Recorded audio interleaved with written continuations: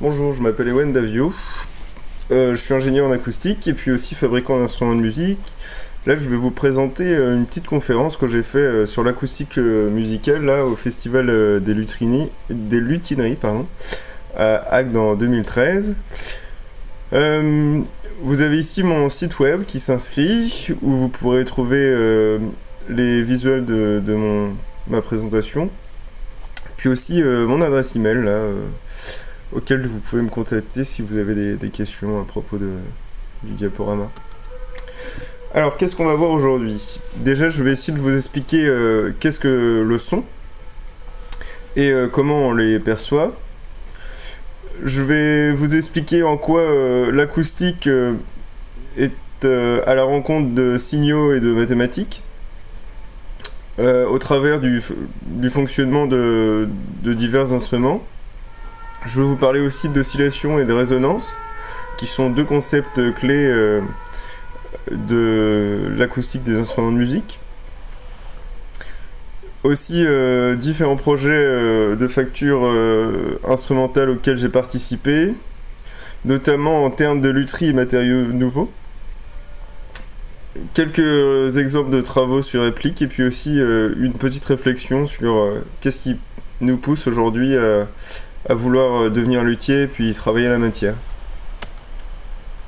Donc ça, c'est juste un tableau pour vous dire que dans les langages universels, a priori on a trouvé trois langages qui sont la musique, les non-dits et les mathématiques. Et le sujet de notre étude ici se trouve entre la mathématique et la musique. Puis après il y a aussi les silences, mais ça on n'en parle pas. Le son, c'est quoi? Alors le son, si on ouvre un livre de physique, on nous dit que c'est une propagation d'une onde, donc dans un milieu, et ce milieu il revient à un état d'équilibre si on arrête de le contraindre. Donc ça, c'est ce qu'on dit milieu élastique, parce que comme un élastique, si on arrête de tendre un élastique, bah, il revient à sa longueur initiale. Et c'est l'exemple ici de ce ressort. Donc si vous prenez un ressort comme ceci, et que vous le comprimez ici avec la main, il y a formation d'une onde, et on voit bien que c'est l'onde qui se propage, mais le ressort, lui, ne bouge pas. Donc le milieu, lui, reste immobile. Mais par contre, l'onde fait bouger les particules du ressort, et c'est en fait, c'est ces particules qui en transmettant de proche en proche l'effort, vient se déplacer. Donc évidemment, ici on a une analogie avec les phénomènes sonores dans l'eau, c'est-à-dire que si on jette une pierre, on voit des ronds ou des vagues dans la mer. Et donc c'est la même chose qui se passe pour l'acoustique, sauf que c'est dans l'air. Et c'est évidemment plus difficile de voir ça dans l'air, puisque l'air c'est un fluide de type gaz. Donc si on injecte de la poussière, on peut voir ces ondes se propager, mais sans l'aide de dispositifs expérimentaux, c'est pas possible de voir les ondes se propager dans l'air, quoi. Par contre, on les entend. Alors la perception des sons, c'est quelque chose qui dépend quand même pas mal de notre culture. On voit ici un fakir là, qui est en train d'écouter de la musique, ou ici ce chef indien là qui essaye au travers d'un échange là d'écouter de la musique, mais finalement l'oreille capte, le cerveau analyse les sons, mais modifie aussi l'information au cours de ce traitement. Et finalement, la modification de cette information dépend beaucoup de la culture auquel on a été attaché. Mais qu'est-ce qui reste pour toutes les familles d'êtres humains, toutes cultures confondues, c'est ce capteur auditif là qu'on appelle l'oreille, qui est composé de trois parties, ce qu'on appelle ici l'oreille externe, qui par l'intermédiaire de ce pavillon capte les ondes. Ensuite, il y a l'oreille moyenne avec ces deux petits osselets là qui ont charge comment dire, transformer ces ondes de pression là qui viennent faire vibrer ce tympan grâce à cette enclume et au marteau de faire vibrer cette membrane qu'on appelle la membrane basilaire ici dans l'oreille interne qui en vibrant va faire bouger des nerfs auditifs. Et du coup, ces nerfs auditifs vont transmettre cette activation des petites la vibration de cette membrane basilaire jusqu'au cerveau. Et donc c'est comme ça que d'un son, on arrive à une information cérébrale, si vous voulez. Alors, dans l'acoustique, on a toujours cette ambivalence entre qu'est-ce qu'un son, mais aussi qu'est-ce qu'un bruit. Finalement, un bruit, c'est plutôt quelque chose de désagréable, alors que le son, c'est plutôt quelque chose de neutre, qui n'a pas de connotation positive ou négative. Du fait de nos capteurs et de notre biologie, on a plusieurs échelles, on a une échelle d'intensité comme ça, et on voit que déjà le seuil d'audibilité ici, qui fixe le 0 décibel, c'est une convention, hein. Cette norme qui fixe le 0 décibel, eh ben, il correspond au seuil d'audibilité, c'est-à-dire au son le plus faible qu'on puisse entendre avec une oreille saine, si vous voulez. Et on s'aperçoit que déjà le vent léger, il provoque un bruit de 20 décibels, ce qui veut dire que finalement le silence ça existe quasiment pas. Quand on est dans une chambre à coucher sans bruit, c'est 30 dB déjà. Quand on est dans une salle de séjour, et finalement c'est 40 dB environ.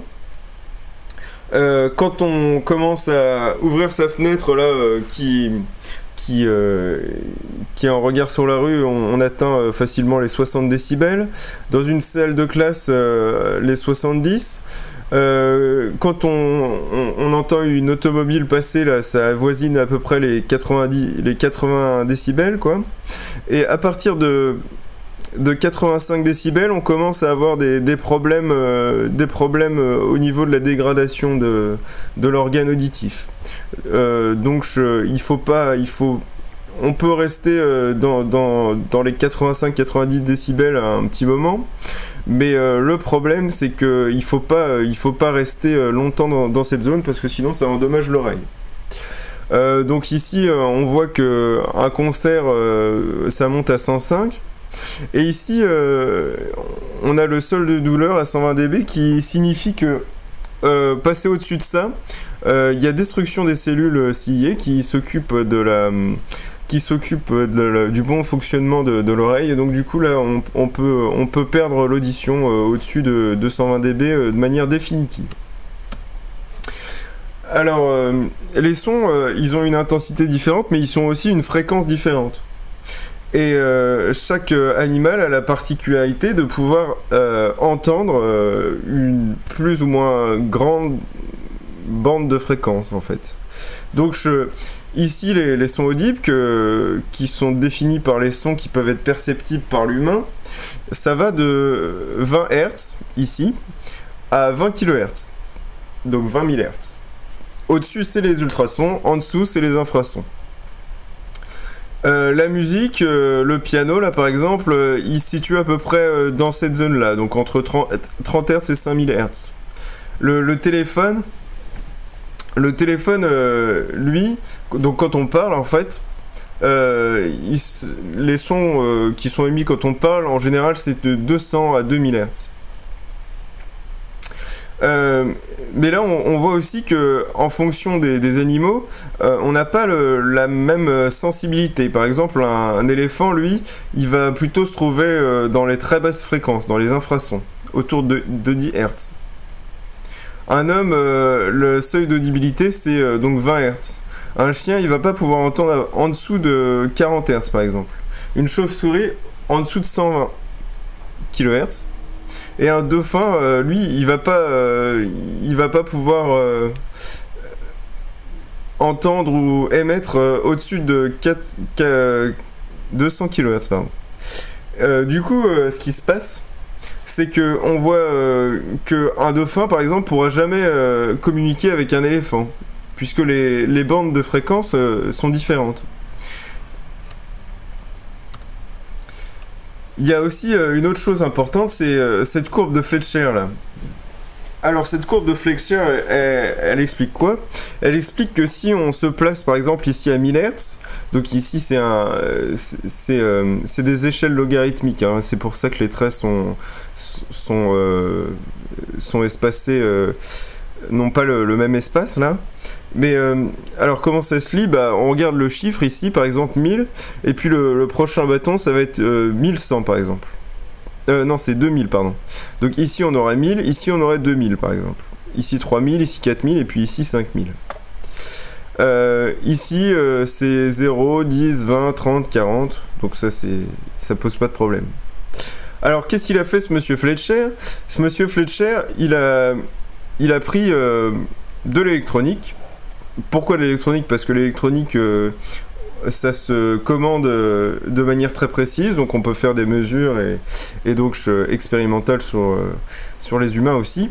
Donc lui, il a mis un équivalent de 10 dB à 1000 Hz. Et il a changé, donc il est resté en 10 dB, il a changé la fréquence du son. Donc par exemple, il est passé à 200 Hz ici. Et quand il parle à 200 Hz, il se rend compte que l'être humain qui est en face, eh ben, il perçoit les 10 dB, il les perçoit plus de la même manière. Et donc du coup, il faut 20 dB pour qu'il perçoive la même intensité sonore dans ses oreilles que 10 dB à 1000 Hz. Et donc ça explique que ces courbes-là, finalement, c'est pas des droites comme ça, mais c'est des courbes ici.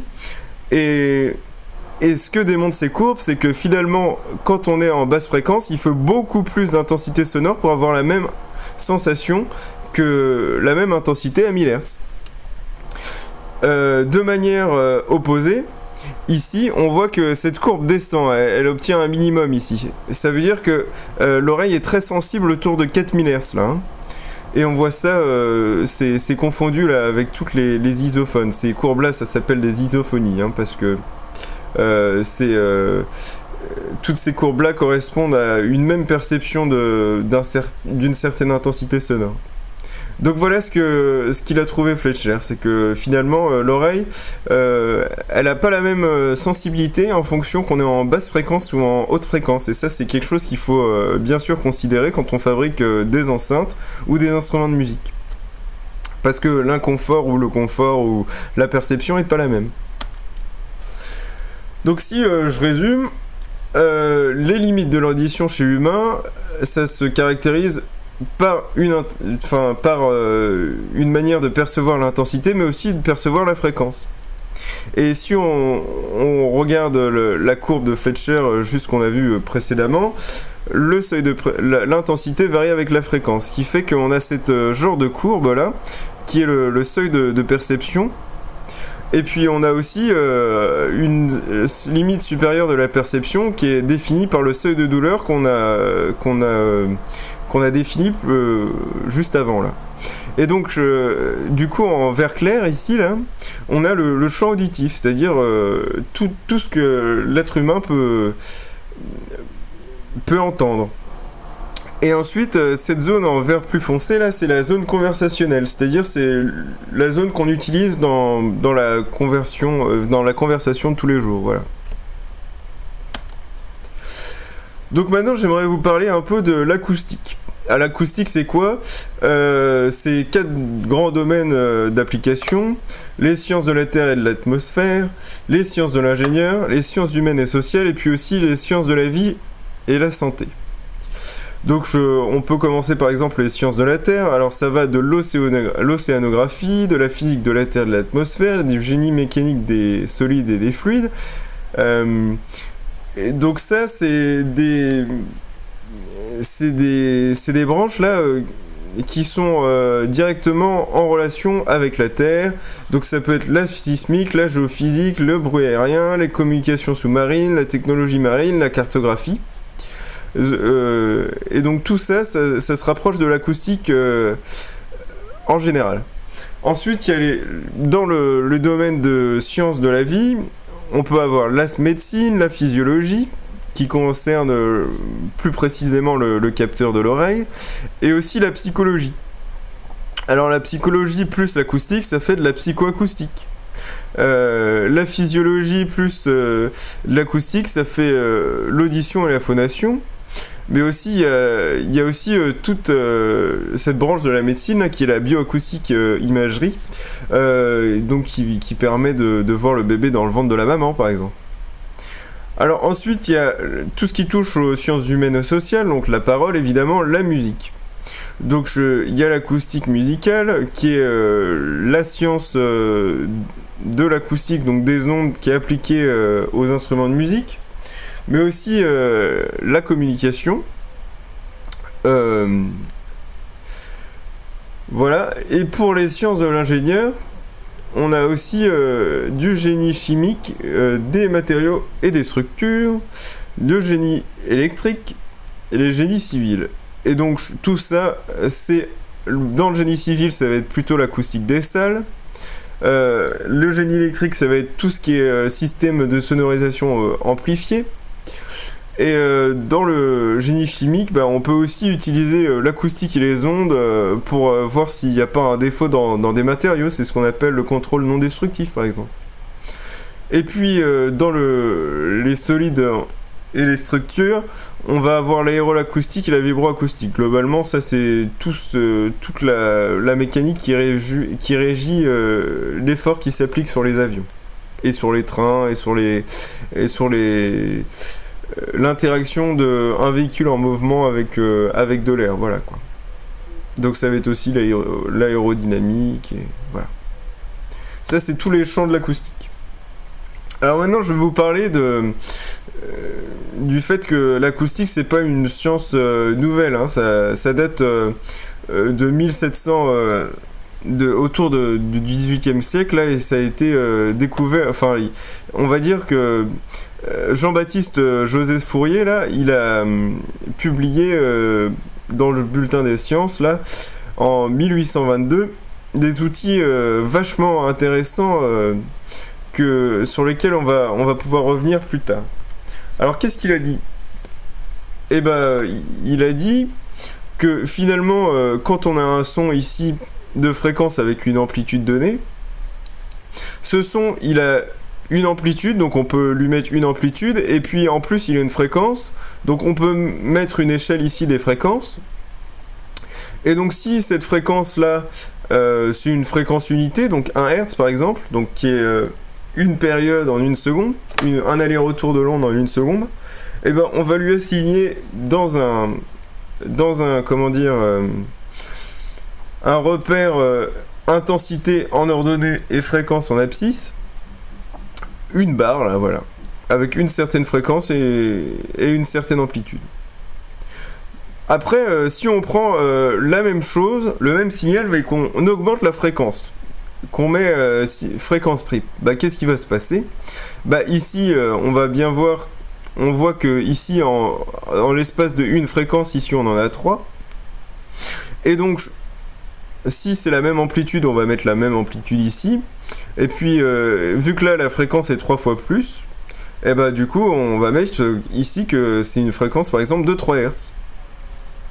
Alors, c'est pareil, si on augmente la fréquence à la fréquence quintuple de la première, ici, là, on va avoir la même chose, une intensité, puis une fréquence quintuple. Pareil pour la fréquence sextuple. Alors, ce qui est intéressant dans les Fourier, c'est l'addition des sinusoïdes. C'est-à-dire qu'un son complexe comme vous pouvez voir ici en rouge là, c'est pas évident d'avoir directement ce genre de courbe quoi. Par contre, si on additionne la fréquence unité plus la fréquence triple plus la fréquence quadruple plus la fréquence sextuple, avec ici vous voyez des amplitudes différentes, en fait on peut, par l'addition de plusieurs sinusoïdes, reconstituer un signal. Donc là, par exemple, ça ressemble à un signal créneau. un signal qu'on a vu ici. Et ce signal créneau, bah, on voit bien que s'il n'y a qu'une seule sinusoïde, ça ressemble pas beaucoup à un signal créneau. Mais si on en ajoute une deuxième, là, avec une fréquence quintuple, et ben ça commence quand même à ressembler un peu. Et puis si on augmente, on rajoute si on additionne des sinusoïdes jusqu'à la fréquence 11, là, l'harmonique 11, bah du coup ça se rapproche de plus en plus. Et puis là, à l'harmonique 49, là on commence à vraiment avoir ce signal créneau. Donc finalement on a fait un carré grâce à l'addition de plusieurs sinusoïdes, là, qui sont des courbes... comme ça, là. Sinusoïdal, on dit. Et qu'est-ce que ça change pour nous? Et ben, finalement, quand on fait l'enregistrement d'un son, par exemple, de saxophone ou de guitare ici, ou de flûte ici, là, et ben on se retrouve avec des drôles de choses, là, puisque ici, là, c'est l'amplitude de l'onde de pression, et là c'est le temps. Donc ça c'est ce qui se passe au cours du temps finalement. Et donc si on fait la transformation de Fourier là, et ben on s'aperçoit que c'est aussi réversible. Soit à partir de sinusoïdes on recrée un signal, mais on peut aussi recréer des sinusoïdes à partir d'un signal. Et là c'est ce qu'on fait. Et finalement ici on obtient donc différents traits là qui correspondent à des sinusoïdes de fréquences différentes, et on s'aperçoit que finalement ça c'est représentatif du timbre. En psychoacoustique on dit que en fait suivant l'organisation de ces raies, et ben ça va donner un timbre spécial, et c'est ça qui va nous permettre de différencier donc une guitare d'une flûte par exemple. Alors ici on voit que dans ce timbre de guitare on a plusieurs raies, on en a 1, 2, 3, 4, 5 raies, tu vois. Et dans le cas d'une flûte, et on voit aussi que ici c'est très escarpé quoi. Alors que dans le cas d'une flûte finalement on est quasiment proche d'une sinusoïde avec un écrêtage là en haut, et on s'aperçoit finalement qu'on a que très peu de raies, on a juste 3 raies quoi. Voilà. Mais alors, qu'est-ce qu'on peut dire du timbre de ce fameux gaffophone? Ça, on n'en sait rien. Hein. Mais c'est pas grave, on continue. Alors, qu'est-ce qui se passe quand on additionne plusieurs sources sonores? Alors ça, c'est une drôle de mathématique. Hein. Donc j'ai demandé un peu à ces Shadok là, de me faire un cours de maths. Parce que en acoustique, finalement, quand on ajoute un saxophone qui produit 60 dB plus un autre saxophone qui produit 60 dB, bah, ça fait pas 120 dB, mais ça fait 63 dB. Oh. Alors, un truc encore plus époustouflant, c'est de la magie ça. Hein. Finalement, si on ajoute un saxophone qui fait 60 dB avec un autre saxophone qui fait 70 dB, bah finalement ça fait 70 dB. Donc ça veut dire qu'en gros, celui-là il est négligeable, c'est comme s'il y avait qu'un seul saxophone finalement. Et encore un truc rigolo, si on met 10 saxophones qui jouent à 60 dB, bah finalement le rendu global, bah, c'est comme s'il y avait un seul saxophone qui joue à 70 dB. Donc c'est une drôle... Les additions là se passent pas de la même manière hein, avec les décibels qui sont des fonctions, non pas des nombres, mais des fonctions logarithmiques là. Donc comme on a des logarithmes de quelque chose, c'est pour ça que ça explique là cette drôle de mathématiques. Mais néanmoins, le capteur de l'oreille là suit ces règles logarithmiques là, donc c'est pour ça qu'on utilise ça en acoustique. Alors pour en revenir à la musique, pardon, la musique c'est quoi? C'est un espace finalement où on a eu quelque chose qui se passe au niveau des fréquences et puis quelque chose qui se passe au niveau du temps. On voit très bien ça sur une partition d'ailleurs, on a cette échelle là qui indique finalement la fréquence des notes, et puis ici un déroulement des temps quoi. Et donc au travers de ça, il y a deux choses qui peuvent surgir de tout ça, c'est-à-dire la notion à la fois de polyrythmie, donc là c'est l'organisation des rythmes, donc des sons en fonction du temps là. Et la polyphonie. La polyphonie, c'est l'agencement finalement des notes. Quand on fixe un temps là, et on va avoir plein de notes différentes. Et finalement, c'est le fait que ces notes soient jouées en même temps, ça donne une espèce de timbre, d'harmonie, d'atmosphère musicale, voilà. Et donc finalement, le fait que la musique soit quelque chose entre la fréquence et le temps fixe finalement ces notions intrinsèques de polyphonie et polyrythmie, quoi. Mais c'est aussi des quantités dont la musique tente de se détacher dans la démarche artistique. Oui, quand on écoute de la musique, des fois on perd la notion du temps, on perd la notion des fréquences, on sait plus trop où on est. Et finalement, la musique et l'art, c'est quand même assez basé sur l'illusion de manière générale, quoi. Alors, je vais essayer de vous présenter maintenant le fonctionnement des instruments de musique, comment ça marche. Donc on va parler d'oscillation et de résonance. Pourquoi des oscillations? Parce que, comme on le voit ici, finalement, un son, c'est quelque chose qui part de rien, qui va vers quelque chose, et puis finalement, entre ces deux points, qu'on appelle le point d'instant initial et le point de... ici on a un temps de montée, puis après on a un temps de stabilisation ici là. Et finalement là on voit pas parce que c'est très serré, mais quand on parle de fréquence, ça veut forcément dire qu'il y a quelque chose qui oscille, qui bouge, qui revient à sa position d'équilibre, quoi. Et donc c'est pour ça que l'oscillation est directement, elle, liée à la fréquence. La résonance, elle, c'est différent, c'est lié à l'intensité. Donc on revient toujours à ces deux qualités qu'on a définies par... dans les slides précédents là, de fréquence et d'intensité. Ici on retrouve ce diagramme ici de Joseph Fourier, ici avec la fréquence, et puis ici l'amplitude qu'on a vu tout à l'heure. Et on s'aperçoit que moyennant quelque chose qui s'appelle les frottements, les pertes, les dissipations dans un système, donc toute l'énergie qui est perdue, qui est transformée en chaleur par exemple, et le système il va pas répondre de la même manière. C'est-à-dire que soit on va voir ici, si on prend cette courbe rose là, cette courbe rose, elle nous dit quoi? Elle nous dit finalement que cette courbe elle est très plate.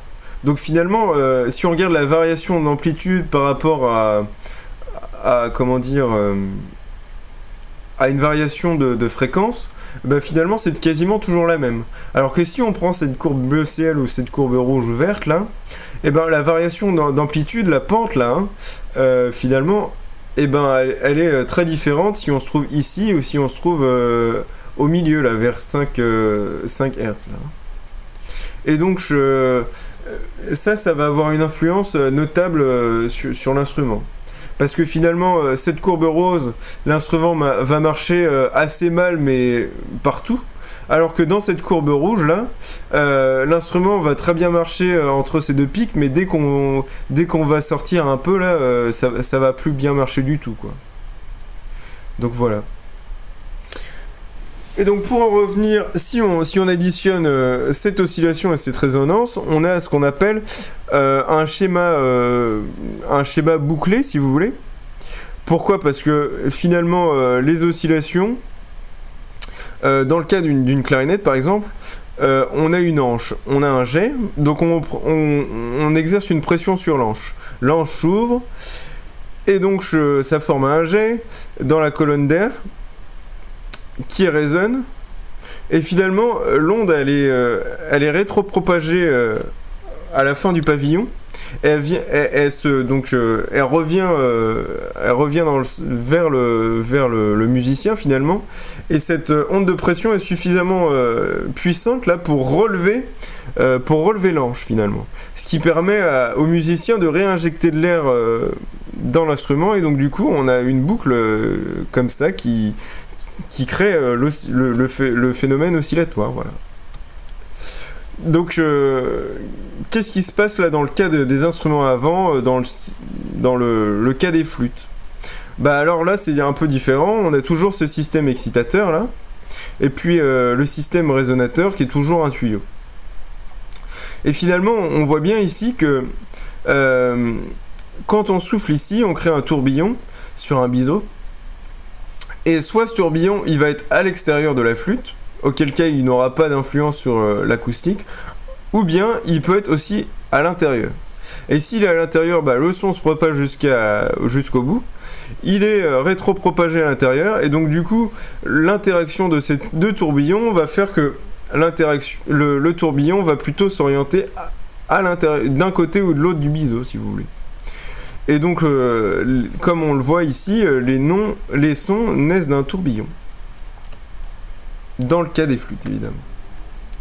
Alors pour les cas d'instruments à hanche libre là, c'est un peu différent. Alors on voit ici une vue en coupe d'un accordéon avec une structure là, en type de soufflet, une cavité interne et puis ici des soupapes qu'on voit un peu mieux ici. Alors comment ça marche?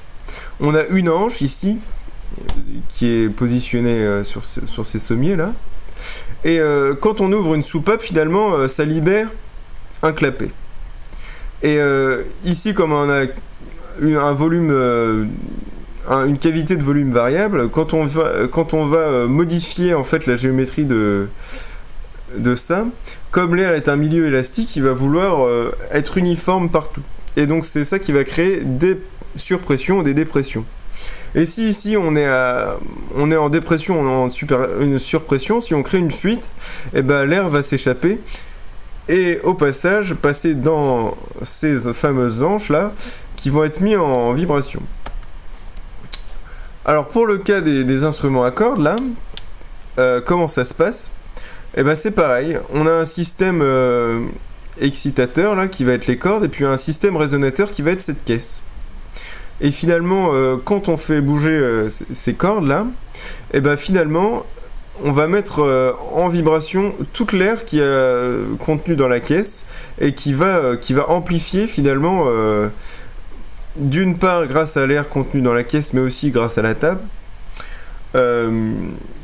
si vous voulez le son produit par la corde elle-même qu'on n'entend quasiment pas hein. Et donc ici vous avez les nœuds de vibration d'une table.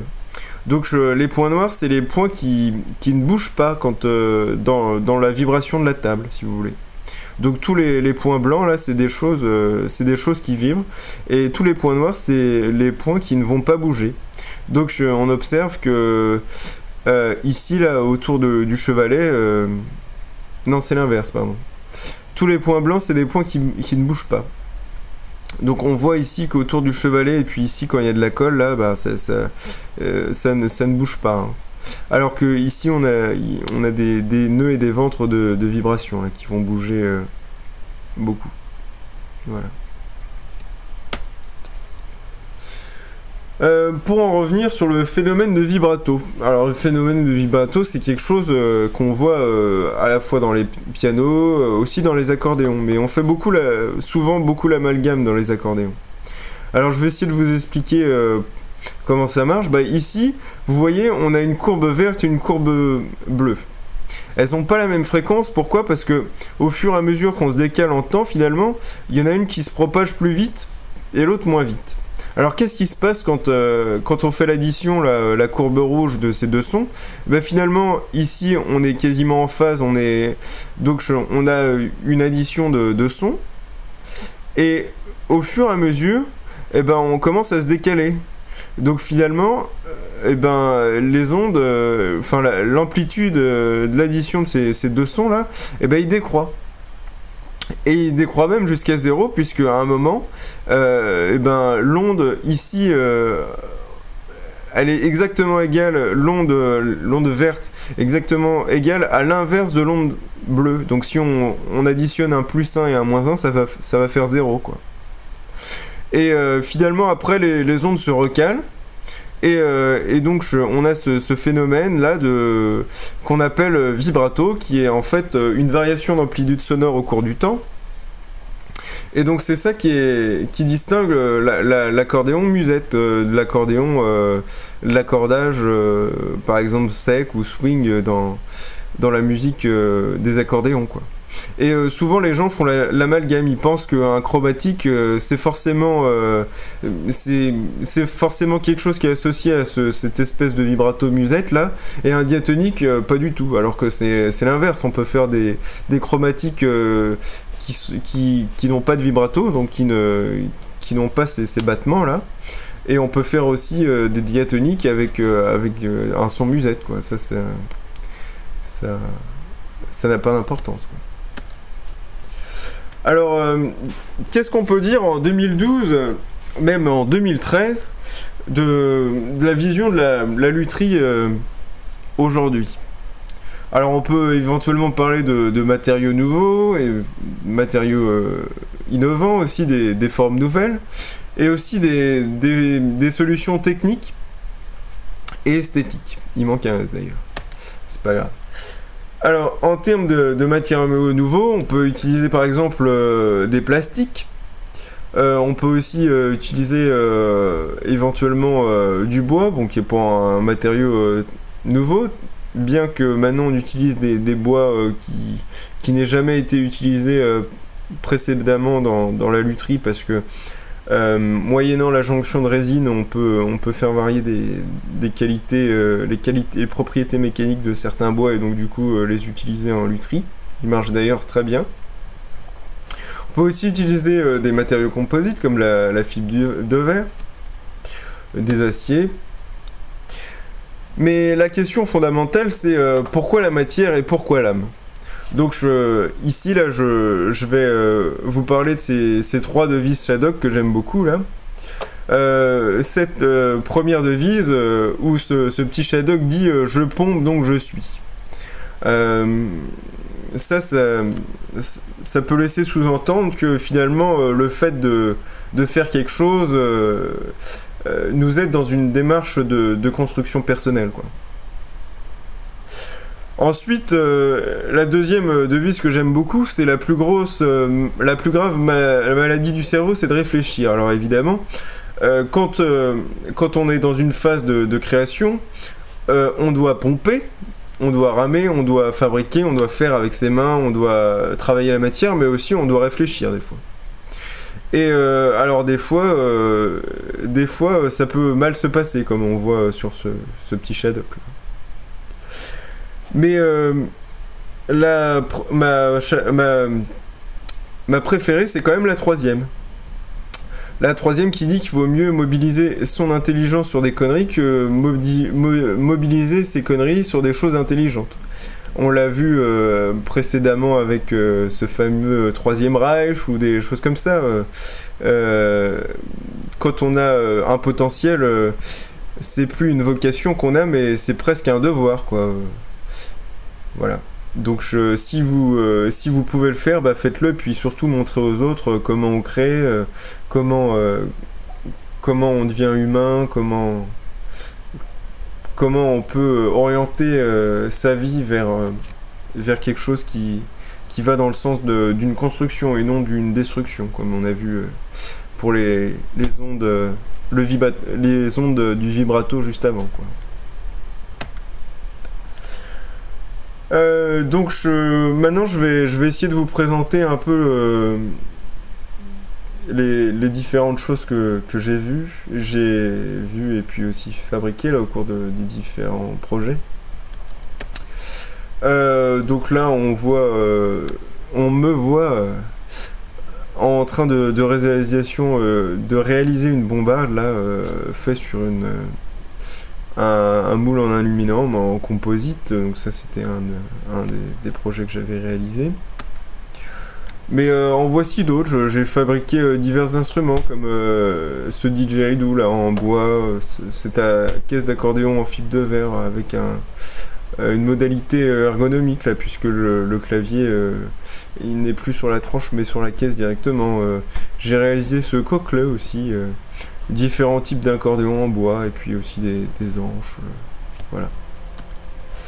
Mais pourquoi alors on sait tous que aujourd'hui on cherche globalement tous le bonheur, et que au-delà de la consommation Pouskali, Auchan, Géant et compagnie, on recherche en gros des sensations, des émotions, des choses qui sont finalement un peu des guides hein, vers là où on peut essayer d'aller ou pas, mais c'est important de voir aussi que l'écoute d'un instrument, de la musique, la vibration, c'est des choses qui, associées à un toucher, à une certaine esthétique, vont dans le sens de l'expérience des sens et aussi d'une certaine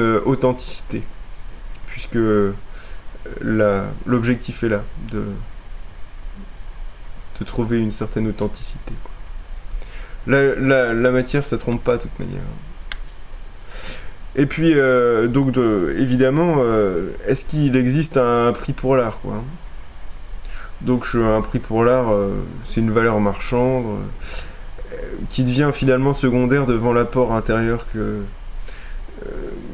produit la construction de l'âme et de l'intellect par quelque outil ce soit, quoi. Donc ça peut être la musique, la danse, ou toute autre valeur immatérielle pérenne hein,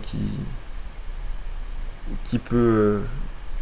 finalement, il n'y a que ça qui reste hein, quand on est en temps de crise, où il y a vraiment que ce que l'être humain peut garder avec lui dans sa tombe, ou peut avoir avec lui partout où il va, hein, qui reste et qui demeure.